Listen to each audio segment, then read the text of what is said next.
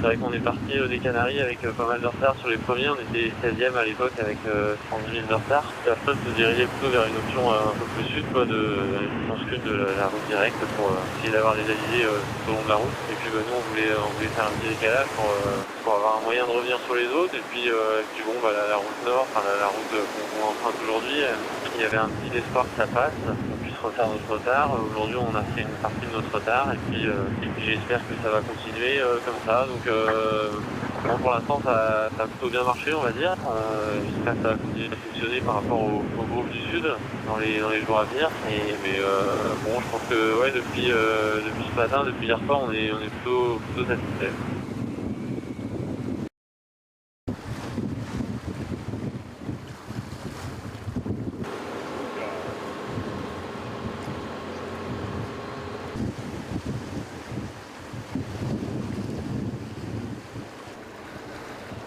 Changer de fréquence.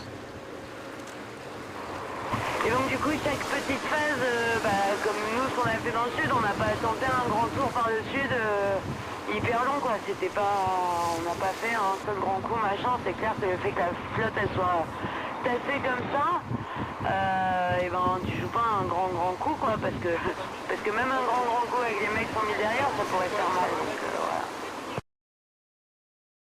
Nous on est parti plutôt sud pour essayer de garder le plus de vent possible, sachant qu'on se rallonge un petit peu la route. Donc on va voir dans les 2-3 jours qui viennent là si c'était une bonne idée ou au contraire si les gens qui sont plus au nord vont réussir à traverser sans trop de peine cette zone avec moins de vent.